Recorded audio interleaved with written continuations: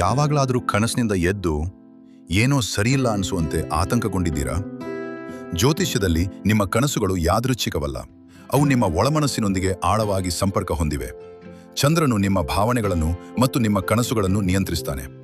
ನಿಮ್ಮ ಚಂದ್ರ ಬಲವಾಗಿದ್ದರೆ ಅಥವಾ ಸಂವೇದನಾಶೀಲವಾಗಿದ್ದರೆ ನಿಮ್ಮ ಕನಸುಗಳು ತುಂಬ ತೀವ್ರವಾಗಿಯೂ ಭಾವನಾತ್ಮಕವಾಗಿಯೂ ನಿಜವಾಗಿಯೂ ಅನಿಸುತ್ತವೆ. ನೇಪ್ಚೂನ್ ಭ್ರಮೆಗಳು ಮತ್ತು ಒಳಚೇತನವನ್ನು ನಿಯಂತ್ರಿಸುತ್ತದೆ. ಇದು ಕನಸು ಮತ್ತು ವಾಸ್ತವದ ನಡುವಿನ ಗಡಿ ಅಸ್ಪಷ್ಟವಾಗುವಂತೆ ಮಾಡುತ್ತದೆ. ನೀವು ಎದ್ದಾಗ ಗೊಂದಲ ಅಥವಾ ಒತ್ತಡ ಅನುಭವಿಸಬಹುದು. ಮರ್ಕ್ಯುರಿ ನಿಮ್ಮ ಆಲೋಚನೆಗಳನ್ನು ನಿಯಂತ್ರಿಸುತ್ತದೆ. ಇದು ಸಕ್ರಿಯವಾಗಿರುವಾಗ ನಿಮ್ಮ ಮನಸ್ಸು ನಿದ್ರೆಯಲ್ಲಿಯೂ ಓಡುತ್ತಲೇ ಇರುತ್ತದೆ. ಇದರಿಂದ ಅಶಾಂತ ಕನಸುಗಳು ಮತ್ತು ಹೆಚ್ಚು ಯೋಚನೆ ಉಂಟಾಗುತ್ತದೆ. ಸ್ಯಾಟರ್ನ್ ಭಯ ಮತ್ತು ಒತ್ತಡವನ್ನು ತರುತ್ತದೆ. ಇದು ಕನಸುಗಳನ್ನು ಭಾರವಾದ ಭಾವನಾತ್ಮಕ ಅನುಭವಗಳಾಗಿ ಮಾಡುತ್ತದೆ.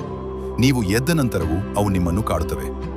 ಕೆಲವು ರಾಶಿಚಕ್ರ ಚಿಹ್ನೆಗಳು ಇದನ್ನು ಹೆಚ್ಚು ತೀವ್ರವಾಗಿ ಅನುಭವಿಸುತ್ತವೆ.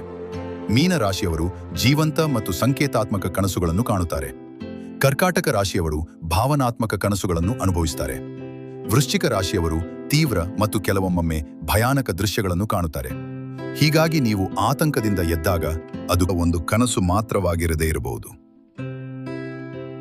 ಅದು ನಿಮ್ಮ ಒಳಮನಸ್ಸು ನಿಮಗೆ ಏನೋ ಹೇಳಲು ಪ್ರಯತ್ನಿಸುತ್ತಿರಬಹುದು. ಸ್ವಲ್ಪ ಗಮನದಿಂದ ಕೇಳಿ. ನಿಮ್ಮ ಕನಸುಗಳು ಸಂದೇಶಗಳಾಗಿವೆ.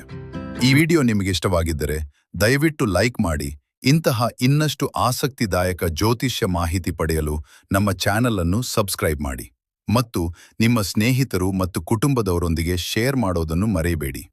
ಹೆಚ್ಚಿನ ಮಾಹಿತಿ ಅಥವಾ ವೈಯಕ್ತಿಕ ಸಲಹೆಗಾಗಿ ಪಂಡಿತ್ ಸಾಗರ್ ಗುರೂಜಿಯನ್ನು ಸಂಪರ್ಕಿಸಿ. ಧನ್ಯವಾದಗಳು.